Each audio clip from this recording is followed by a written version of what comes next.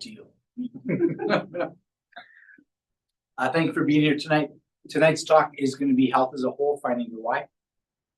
We're going to go through some basic aspects of life that we need to have under control to make sure we're healthy. Some of them you're very aware of.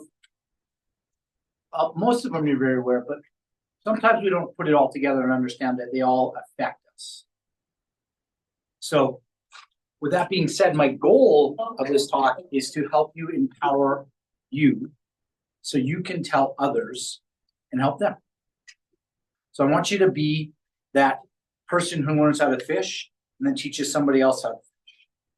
I want you to learn how to be healthy and then tell your friends, your families, and the people that you meet how to become healthy. The goal is for us to be able to become critical thinkers. That's my goal for these workshops. So what does a critical thinker mean? It means you don't even take my word for it. You look it up. You find the journal article. You actually look up the science, and then you can figure it out. If you want the easiest way to do that, you can look on two websites. One of them is Google Scholar. So when you look at Google Scholar, you can type in anything you want to see, and it will literally find reference journal articles for you. Or you can go to PubMed, PubMed, and it will show you. Now, this is in the last year, there's this stuff called AI that we have, right? And a lot of people are scared and some people are excited about it. But I want you to understand all AI is a large language model. So you go, what does that mean? It means it just scours the web to find the words that you're looking for and then brings the data back for you. But it will bring it back for you in a way that you can actually quickly find the answers that you want.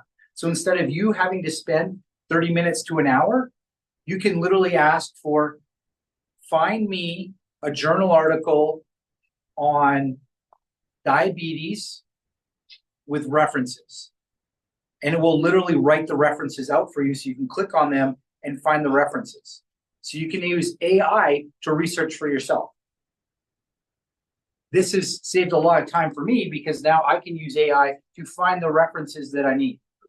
Find me a reference related to berberine and blood sugars, and literally I can get hundreds of references. Find me and whatever I want to know. The thing with AI, though, is you have to know how to ask the question. And if you don't know, guess what? You can ask AI, teach me how to ask you how to ask the question, and it will literally tell you how to do it. It'll tell you how to ask the question. And if you use this, then you can research very quickly.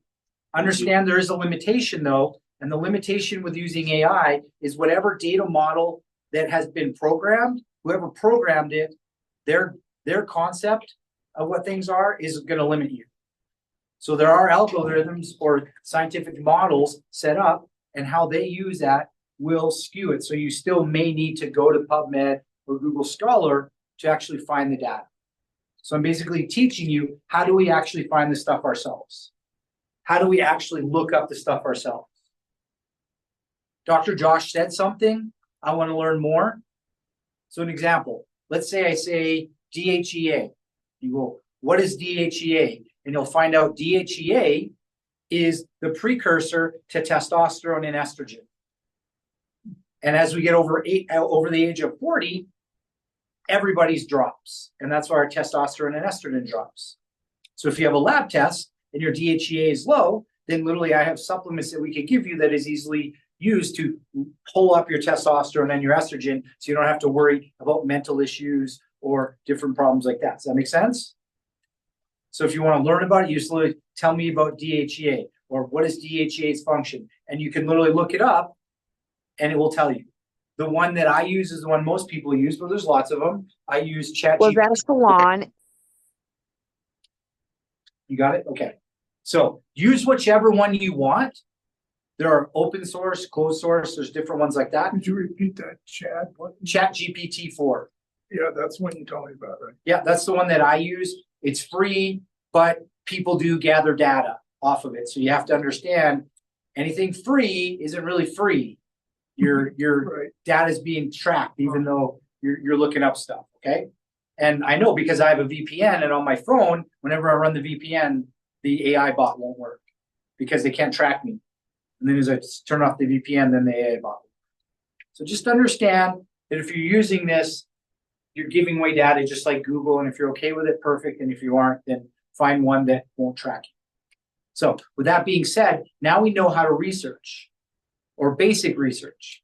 If you don't know, ask, how do I research XYZ? What are the key words? And the key with researching is understanding keywords. The words that you use dictate what you're going to find. So I'll give you an example. I did this morning. Give me a list of water-soluble lipids, or not water-soluble statins. And then literally it told me a list of statins that are water-soluble. So if you're not aware, people are given statins to lower cholesterol. Well, there's fat-soluble and water-soluble. The fat-soluble ones actually cause dementia, and it's been proven. The water-soluble ones don't. So if you don't know what they are, give me a list of water-soluble statins, and you can find out there's 3 of them. But if you're on the fat-soluble ones, they literally cause dementia. So this is how you can look up things and save yourself a lot of time and energy. Does it make sense? Perfect. So what is health? If we go with the World Health Organization, well, let me ask everybody here. What do you believe health is? Just shout it out. Feeling good. So we got optimal function, feeling good, I have to work to feel good though. working to feel good, Thinking good. thinking good. Anything else? All of the above. All of the above? Balanced life. Balanced life? So definitely. So we're talking about various things. And what I want you to understand is health is more than how you feel. Health is optimal physical, mental, and social well-being. Physical, mental, and social well-being. Physical, mental, and social well-being, comma, and not merely the absence of disease. That means if you say, well, I'm healthy because I don't have a disease, if you're not in a socially healthy place, you're not healthy. How many people think about that? Not a lot. Maybe the people in this room do, but I'll tell you, you go up out on the street and most people aren't talking about, well, my social health isn't that good right now, or my physical health. They'll talk about that. And we're just starting to talk about mental. Yeah. But the majority of people say, well, if I don't have a disease, I'm healthy. And I want you to understand is if you're not getting tested for everything, you have no clue if you have a disease or not. So if you don't know what your brain health is, you have no clue how healthy you are. And the majority of people have no clue. Literally no clue. We'll have people come in here and they'll be told something like, you have, well, I'll give you an example of somebody I met today. So you have chronic pain and you're just going to have to learn to live with it. And then I run a brain scan. I go, oh no, your brain is more sensitive to pain than it needs to be. We can change this and it can go away. And they were told, no, it's this genetic abnormality that causes your joints to be loose. And I'm like, yes, that's true, but I have other patients who have that exact same problem and they have no pain. So it's not the genetic abnormality, it's the fact that your brain is more sensitive to pain than it should be. So if we want to understand what's going on, the first place we got to look is the brain. Is the brain communicating to the body correctly? Yes or no? How do we know? Unless you get it tested, you're guessing. An example, I was playing tennis with a fellow on the weekend. I go, how healthy do you think you are? He goes, I'm perfectly healthy. I go, well, what's your numbers? Well, what do you mean? I go, well, what's your A1C? What's your brain score? What's your lipid panel? Well, I don't know. then you really have no clue how healthy you are. Because if you don't know what your numbers are that literally measure how you're doing, you're just guessing. Does that make sense? So if you haven't had your brain tested, you're just guessing how healthy it is. If you haven't had your blood tested, you're just guessing. It's sad because I see doctors, other doctors that come in here and they say, I'm perfectly fine. I run blood tests. I'm like, you have pre-diabetes, your cholesterol's off the count, your thyroid's screwed, and your hormones are screwed up. First time they ever figure that out. And they're other doctors. Isn't that scary? So what I want us to know is if we want to know how healthy we are, we literally need to know our numbers. So what's your brain score? How healthy are you doing? This is a big one. If your vagus nerve doesn't work, you can't heal. Period. Now, how do I test your vagus nerve? Any of you guys remember? You can say it. Gag reflex. Oh, yeah. Do you gag? If you do, I know it's working. If you don't, we have huge problems. Why is that a huge problem?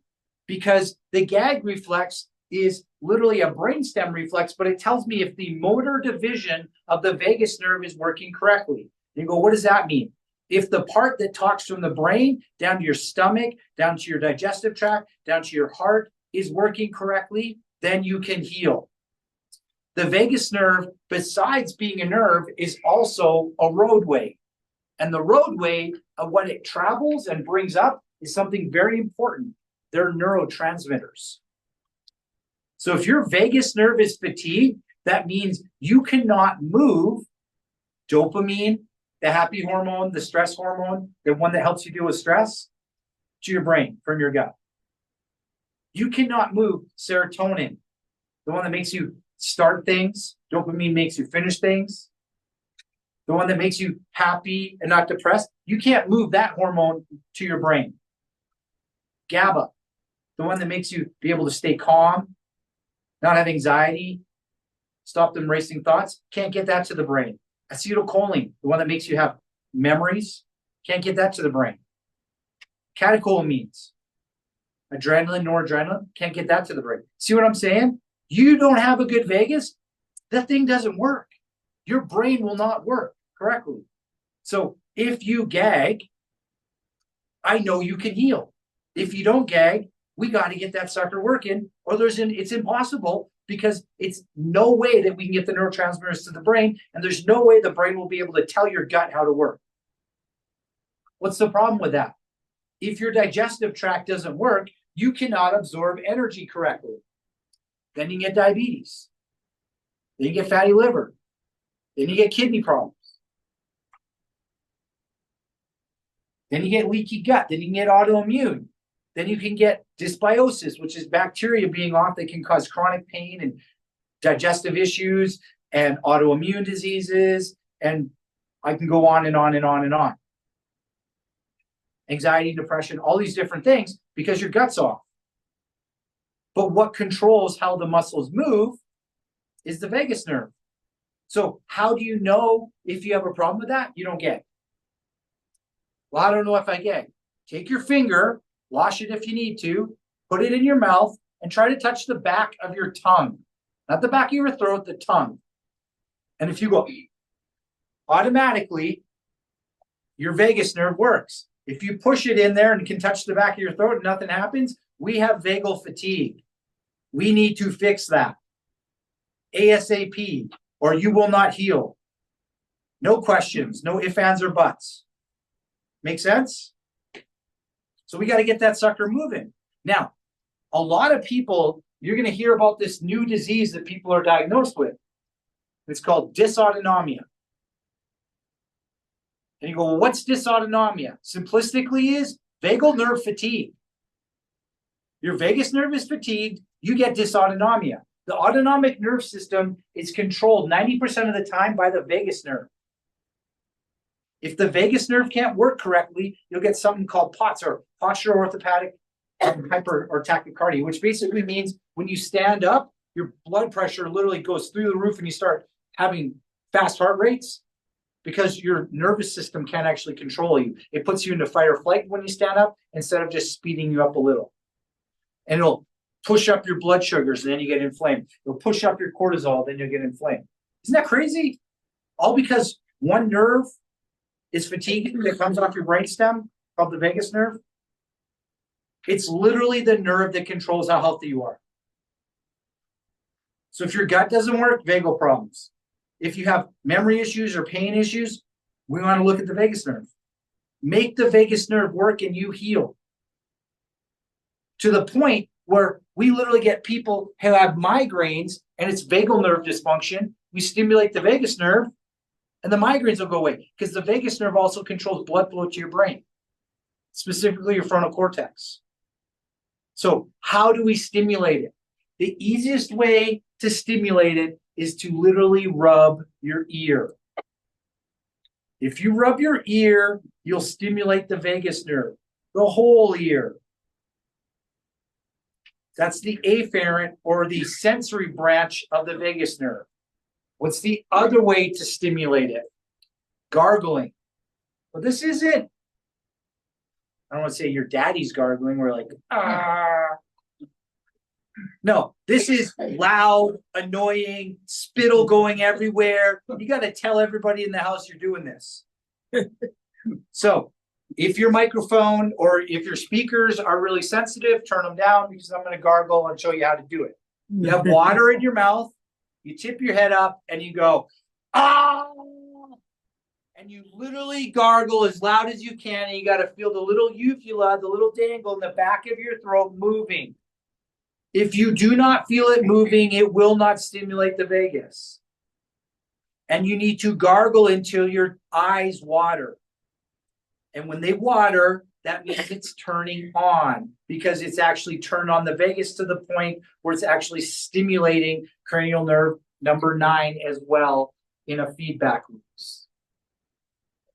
So gargle, rub your ears, you're going to get better. If that's not strong enough, I actually have a way to stimulate it here through auricular therapy that can turn it on very quickly as well. The first one's on me, but I do charge you for the next one because it does take time, but it is a very quick way to do it as well. I try to give you the free ways first. Make sense? So vagus nerve works. I didn't even get to any of my points yet, and we only got like 5 minutes left. All right, so what are the things that we need to be working correctly? Physical, mental, social, emotion, so forth. Well, physical is real straightforward. I'm going to go through this real quickly. The number one thing you can do that will change your physical health is exercise. Who didn't know that? So we're not going to spend much time on it. Now, there is a form of exercise depending on your body type that you need. If you are an adrenal or a person that gains weight very easily, the exercise you need to do is cardio. If you are somebody who is thin and lanky, the exercise you need to do is weightlifting. So it's opposite to the one you love. I love doing weightlifting because it's easy for me because I'm an adrenal body type. Running is not fun at all for me, but it's literally what's supposed to keep my heart healthy. Whereas the other way around, if you're a thyroid person, running is real easy. But lifting weights is not fun because you don't put on mass easy. So literally the easiest way for you to live longer is have muscle mass. As you decline, muscle mass decreases the ability for you to deal with any form of stress. Why is that? Muscles are so metabolic, they literally destroy, they get rid of toxins for you. Muscles literally get rid of toxic threats for you. They make you metabolize out things quicker. So muscle mass is really good. For me, cardiovascular health is important because I'm not prone to having small muscle mass, but I'm prone to having heart issues because of my body type. So the other thing that we need to highly get out of our bodies, that is the most toxic thing that we are exposed to daily and nobody thinks about it, is called seed oils. Now, what are seed oils? Seed oils are they're made out of anything that is not naturally turned into an oil. This is like corn oil, rapeseed oil, canola oil. There's more, cottonseed oil, all these different things. If you want to know where you're getting them, if you eat at a restaurant, you're getting them because they're cheap. They're extremely cheap and they're extremely toxic. They will make what's called linoleic acids, which is inflammatory and will literally destroy your cells and cause cancer. Since the advent of seed oils, as we added into our diet, literally the cancer has gone on an exponential growth curve. It's directly correlated. Can I say it's causing it? No, but you eat one, it goes up. So get rid of seed oils. You go, well, what can I eat then, doc? Avocado, olive, any natural fat from an animal, if you're not allergic to it, and walnut seed oil. So those are the ones that won't kill you. They're high in omega-3s. The ones that kill you are the ones that are high in omega-6. Please do not supplement with omega-6. It's literally inflammatory. If you eat meat, you are getting omega-6s. Do not eat omega-6s. They are toxic. What about sunflower or sesame? You don't want sunflower, you don't want sesame. Same, there are seeds. So that the answer was, what about sunflower or sesame? Even if they're organic, they're high in omega-6, which is inflammatory. Seed oils are not good. The worst of the worst are any vegetable oils. That is literally toxic. It should say toxic on it. Will kill you. When you take a seed oil, and if you start taking, the way to get rid of it is omega-3s. Fish oil, specifically omega-3. If you take 3 to 5 grams a day, not milligrams, grams a day of the fish oil. If you're taking my product, that's 5 to 6 pills a day. If you're taking the stuff from Costco, that's 25 pills a day. Just FYI, so you understand. You need a lot of it. That means you need 3,000 milligrams of omega-3, not pill size, but the omega-3s. That will literally get rid of those toxic oils. On average, it will take you a year to get them out of your diet once you stop eating it, because it's literally in all your cells. And it's pro-inflammatory and causes all the bad stuff. So how do we get rid of it? Omega-3s. Take it. Live on it. It's real interesting. Everywhere else in the world, besides North America, omega-3s, if you don't prescribe it as a doctor, it's malpractice. Here, nobody talks about it. You go to Europe, how much omega-3s you taking? So you get those omega-3 fish oils. We have really clean stuff. It's very affordable. I'd love for you to use our product because I know it's clean. Go ahead. Do you say anything about coconut oil? Yes, coconut oil is good as well. I'm sorry I did miss that. So coconut, avocado, olive oil, beef tallow, lard, all that stuff is actually okay. What about eating seeds? Eating seeds is fine. When you make seed oils, it's toxic because you have to press it and heat it and you kill it. You literally destroy the oil. You want to eat something really toxic? Go eat French fries at McDonald's. So the oil's kept really, really hot. It literally desaturates it. It destroys it. And then it's high in omega-6s that get destroyed. And now it's just this toxic oil that you ingest. And your body doesn't get any of the oil, so it puts it in the cells and then causes inflammation and breaks down the cells. Making sense? So that's the big one for physical. Mental stress. Make sure you have a strong community. And if you don't, we're a community for you. Come, hang out, talk. We're here for you. If you come in and you just want to sit in the room, you can. This is a safe place. We're here for you so that you have a place somewhere in life that you don't feel like you have to get attacked or anything's happening. Have a community. If you want to get a little more aggressive, do neurofeedback. Neurofeedback will actually help stabilize your brain and help you deal with emotional, physical, chemical, specifically emotional stress. When do we have most patients tell us that their life is completely changed? This time of year. They go home and see their parents. They have Thanksgiving, they have Christmas, and they go, I just didn't get angry anymore. I just didn't even care. Mom said XYZ and I didn't care. Uncle said this, that, I didn't even care.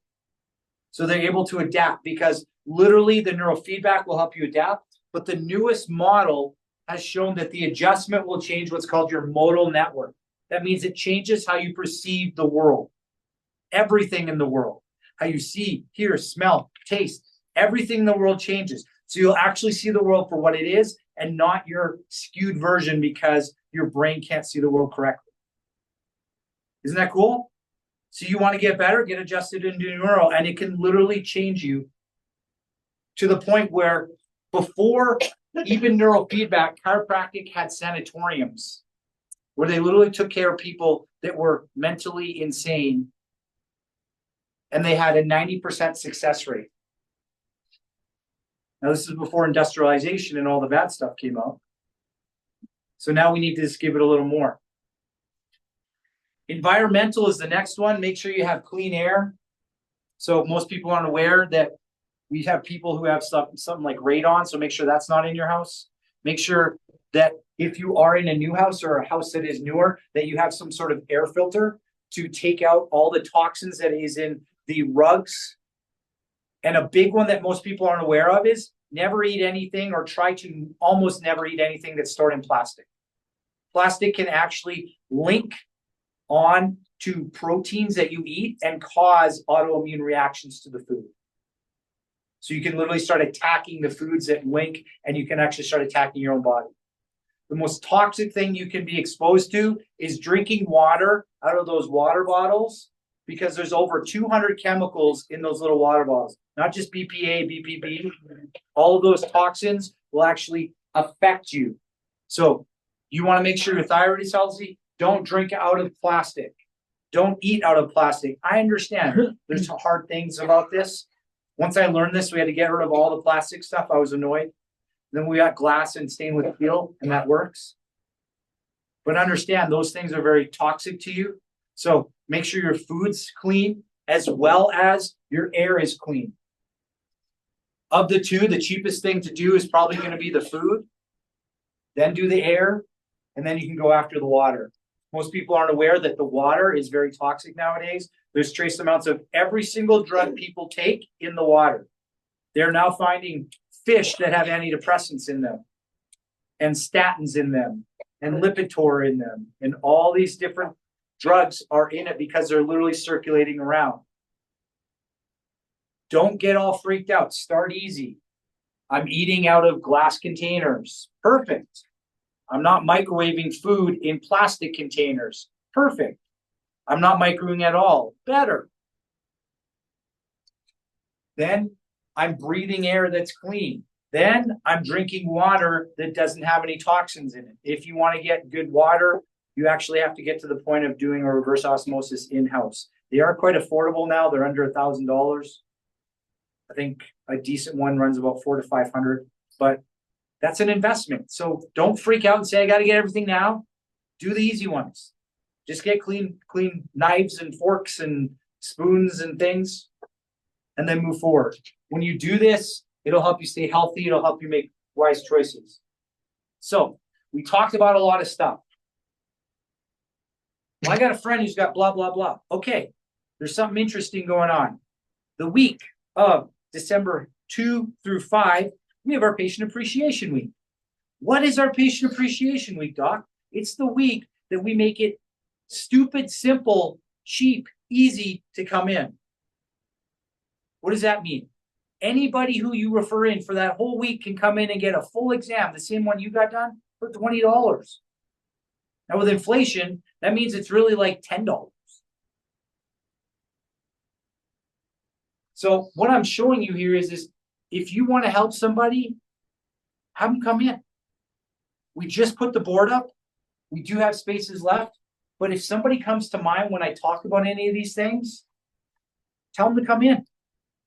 Get that exam. Doesn't mean they have to start care. Just get tested. Know what your brain score is. Know what your numbers are. You're like, oh, well, I got this SOB or this mean person. Send that person in. They'll become nice. Yeah, and your spouse and your kids and all that stuff too. But literally, you're helping these people out. Because understand, when that person is like that, it's because they can't see the world correctly. Nobody wants to be mean. Nobody wants to be like that. We all have an underlying belief that we want to help others. So think of that friend and family member. Take it to heart. Let them know we still have some time. It is filling up though. And I want to thank you all for being here. Have a good night. Thank you.